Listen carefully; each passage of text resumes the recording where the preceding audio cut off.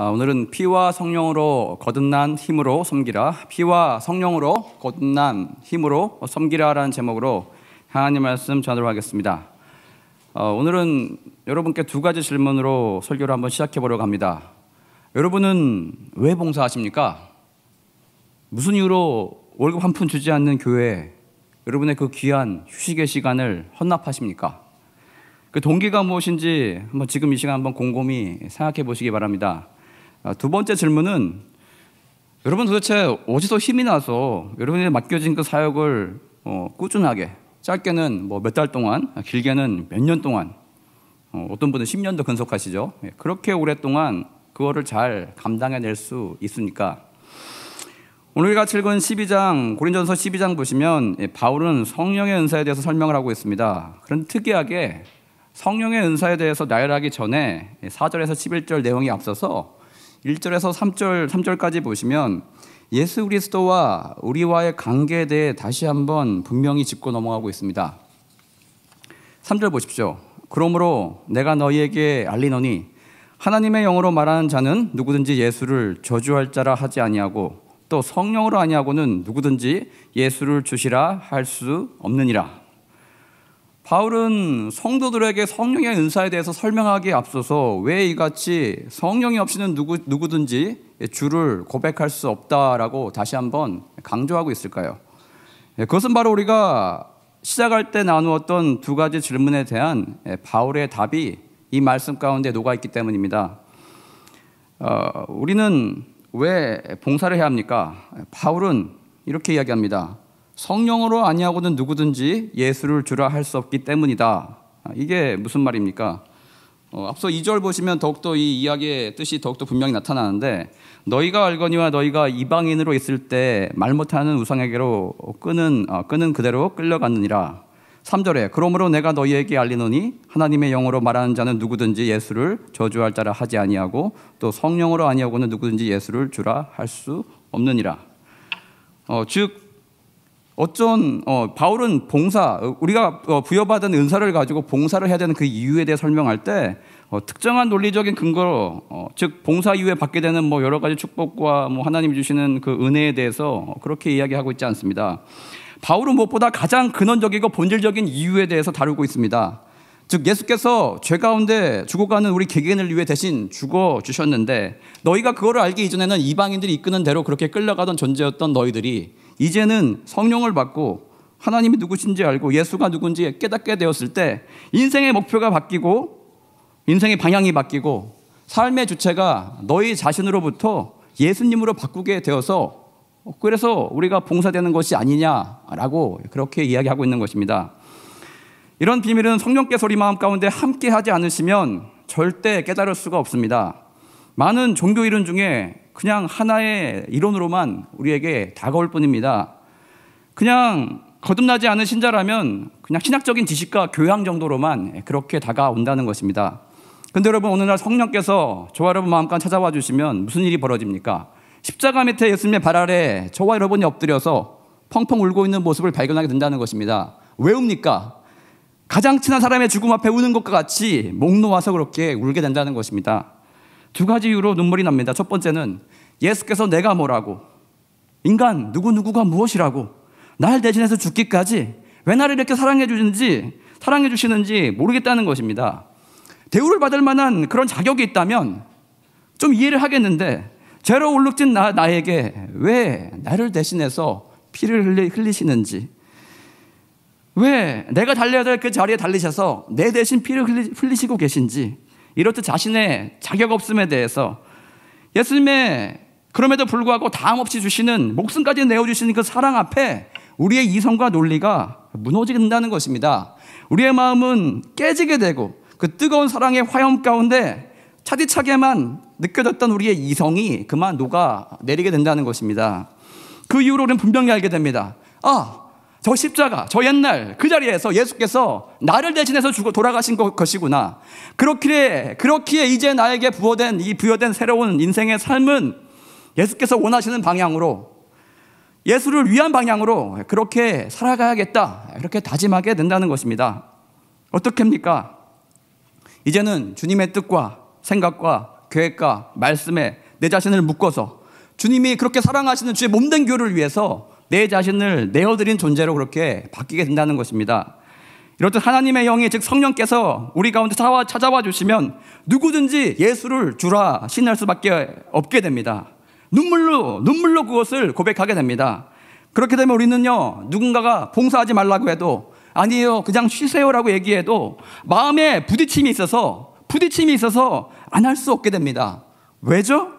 예수께서 날 대신해서 돌아가시까지 했는데 그 감격이 내 안에 터져 흘러나오고 있는데 어떻게 주께서 세우신 이 교회 가운데 수많은 일꾼이 필요하고 수많은 재능과 은사와 손길이 필요한데 내가 나의 것을 드리지 않을 수 있겠는가? 라는 마음이 마음속에서 터져 나오기 됐기 때문입니다. 예수께 받은 은혜가 이렇게 크고 한이 없는데 어떻게 우리의 최고의 것을 예수님께 기꺼이 내어드리지 않을 수 있겠냐, 그런 생각이 우리 마음 가운데 찾아와 든다는 것입니다. 생각해 보십시오. 여러분 생명의 은인이 있다면 그 무엇인들 그에게 내어주는 것이 아깝겠습니까? 여러분이 가진 그 무엇이 여러분의 생명값보다 크고 귀중하겠습니까? 다시 부여된 인생인데 영 죽을 인생에서 영원히 사는 인생으로 바뀌었는데 예전과 같이 나는 홀로 이기적으로 내 것, 내 물질, 내 시간 그렇게 하면서 살 수 있겠냐는 것입니다. 요컨대 우리가 교회에 봉사함의 이유는 예수께 받은 갚을 수 없는 은혜 조금이나마 우리의 것을 드리고자 하는 자발적인 마음에서 그 넘치는 사랑의 마음에서 시작되어야 한다는 것입니다.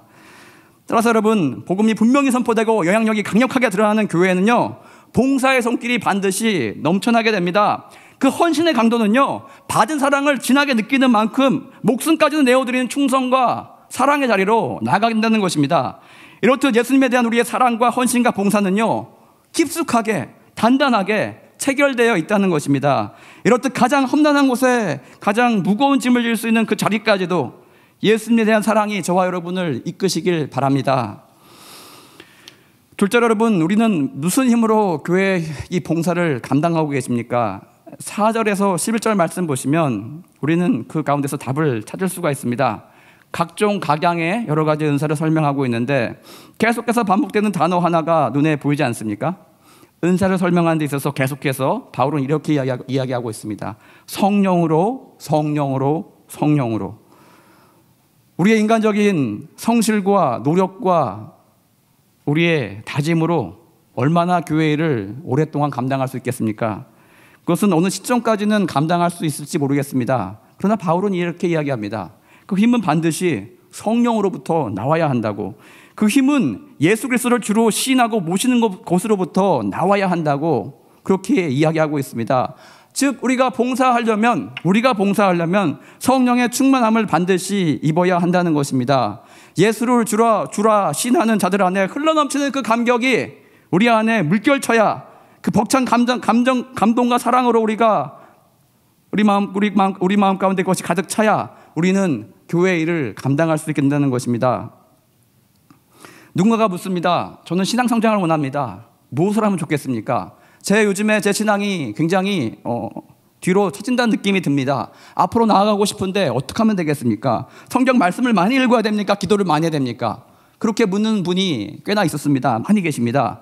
저는 그럴 때 물론 그것도 좋은 방법입니다. 하지만 제가 생각하기에 더 좋은 것은 봉사하는 자리에 서십시오. 여러분이 가지고 있는 그 은사를 사용할 수 있는 그 자리에 서십시오. 여러분을 필요로 하는 생명을 원하는 그 자리 가운데 어찌 보면 죽는 것 같이 보이는 그 자리 가운데 여러분을 내어주십시오. 그렇게 되면 여러분의 힘으로 그걸 감당할 수 없기 때문에 여러분은 성령의 충만함을 놓고 늘 힘쓰는 자가 됩니다. 그렇게 하다 보면 여러분은 말씀을 많이 읽게 되고 기도를 많이 하게 됩니다. 오히려 내가 죽는 자리에 나간 것 같은데 내 자신이 더욱더 자라나고 하나님 앞에 더욱더 살아나는 은혜의 역사가 분명히 있을 거다. 그렇게 권면할 때가 많다는 것입니다. 여러분 우리가 타는 자동차의 엔진을 생각해 보십시오. 보통 100마력이 넘습니다. 100마력 무슨 뜻입니까? 말 100마리가 이끄는 그 힘이 차에서 나온다는 것입니다. 우리 심장만한 작은 사이즈의 엔진에 실린더라는 게 있습니다. 그 안에 그 작은 공간에 무엇이 뿌려집니까? 기름이 연기와 같이 안개와 같이 뿌려집니다. 그러면은 거기에 불이 붙어서 폭발할 때 그 폭발력의 에너지로 인해서 1톤이 넘는 육중한 쇠차가 100km도 넘게 그렇게 달려나가게 되지 않습니까? 마찬가지로 여러분, 우리의 심장에 폭발이 일어나야 한다는 것입니다. 예수께 받은 사랑의 감격으로 우리의 마음이 늘 충만할 때, 즉 예수의 핏불인 가운데 성령의 불이 임했을 때 우리는 비로소 폭발적인 힘을 가지고 우리에게 맡겨진 일들을 능히 감당할 수 있게 된다는 것입니다. 여러분, 혹시 봉사 중에 지치셨습니까? 마음의 동기가 잘 생기지 않습니까? 예수님에 대한 사랑의 감격의 에너지로 다시 충만함을 받으시길 바랍니다. 성령의 폭발적인 에너지가 우리 안에 늘 머물기를 여러분 구하셔야 한다는 것입니다. 마지막으로 이렇듯 주님을 향한 사랑에 보답하는 그 마음으로 성령께 주시는 그 힘과 능력으로 각자의 은사를 따라서 봉사자가 흘러넘치게 교회 가운데 채워지게 된다면 교회는 어떻게 되겠습니까? 악한 마귀는 우리 교회가요, 세상의 못된 모습을, 세상이 악한 마귀가 지배하는 세상의 모양을 담기를 너무나 원합니다. 세속화되길 너무나 원합니다. 그래서 우리 교회를 위해서, 어떤 조직을 위해서 희생할 사람 누구 없을까라고 물었을 때 다들 자기에게 이익이 돌아오지 않는 이상 이런저런 이유로, 각종각색의 이유로 답을 회피합니다. 이기심으로 가득 찬 세상은요, 왜 네가 나가서 죽어? 너는 좋은 자리에서, 박수 받는 자리에서, 거기는 죽는 자리야, 가지마라고 그렇게 종용합니다. 그러나 예수 그리스도의 핏값으로 산 우리 교회 성도들에게 예수님께서 누가 나를 위해서 희생하겠느냐, 주의 부르심 앞에 그렇게 섰을 때 우리는 이렇게 됩니다. 제가 하겠습니다. 아닙니다. 제게 기회를 주십시오. 제가 이번에 헌신하겠습니다. 이렇게 서로 죽는 자리에 서겠다고, 그렇게 서로 나의 피를 사용해달라고 우리가 팔을 내밀 때 마귀는 모든 힘을 잃어버리게 됩니다. 그의 논리와 그의 계획이 모두 다 무너지는 그런 역사가 일어나기 때문입니다. 이렇듯 여러분, 척박한 땅에 가장 힘들어 보이는 곳에 내가 서겠다고 할 때 그 모진 땅은요, 어느 순간 기름진 땅으로 변모되게 됩니다. 죽음의 땅에서, 아무것도 다르지 않을 것 같은 그 죽음의 땅에서 생명의 땅으로 그렇게 변화받게 된다는 것입니다. 최근에 상담을 하던 한 분이 저에게 이렇게 묻는 걸 듣게 됩니다. 전에 주님의 사랑이 흘러넘치는 분들을 많이 만나서 좋은 교회에서 너무나 행복하게 신앙생활을 해왔는데 이상하게 이곳은 너무나 척박해 보인다, 메말라 보인다, 그래서 기름져 보이는 땅으로 가고 싶다, 그렇게 말씀하셨다는 것을 제가 전해드린 적이 있습니다. 제가 그분을 직접 만나지 못했지만 저는 이 이야기를 들었을 때 제 마음 가운데 이런 감동이, 이런 말씀 전해주고 싶은 마음이 생겼습니다.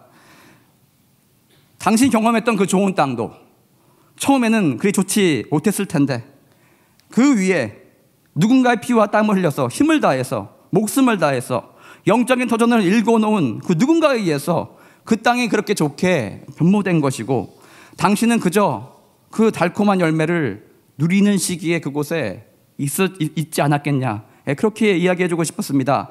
저들의 희생과 헌신이 먼저 있었기에 당신이 예수 그리스도를 만나게 되었고, 예수 그리스도의 향기가 무엇인지 냄새 맡게 되었고, 하나님의 자녀가 되는 그런 권세와 축복을 누리게 되지 않았냐라고 그렇게 말씀해주고 싶었습니다. 이제 당신 앞에 놓인 척박한 땅이 다시 보이냐고, 이제는 받은 사랑을 가지고 그 땅을 반대로 우리가 일궈내지 않겠냐고, 이것이 우리 사명이고 이것이 우리에게 주어진 부름의 땅으로 나아가는 그런 모습이 아니겠냐고 그렇게 말씀드리고 싶었습니다. 당신은 이제는 영적인 어른이 되었으면 좋겠다고 말씀드리고 싶었습니다. 그 척박한 땅을 바라볼 때 어떻게 좋은 땅으로 바꿀 것인가, 그렇게 생각하게 되었으면 좋겠다고 이야기해주고 싶었습니다. 당신이 아직 어린아이라면 당신이 여전히 누군가 피 뿌려서 그렇게 읽어놓은 기름지고 좋은 땅을 향해 떠나가게 될 거다라고 이야기해주고 싶었습니다. 오늘 여전대 헌신 예배로 예배를 드리고 있습니다. 이 교회 가운데 영적인 어른이 많이 배출되길 소망합니다. 이제는 돌봄을 받는 것에 익숙한 내 자신이 아니라, 저와 여러분이 아니라 주를 위해 나의 것을 기꺼이 내어드릴 수 있는 영적인 어른들이 우리 교회 가운데 많아졌으면 좋겠습니다.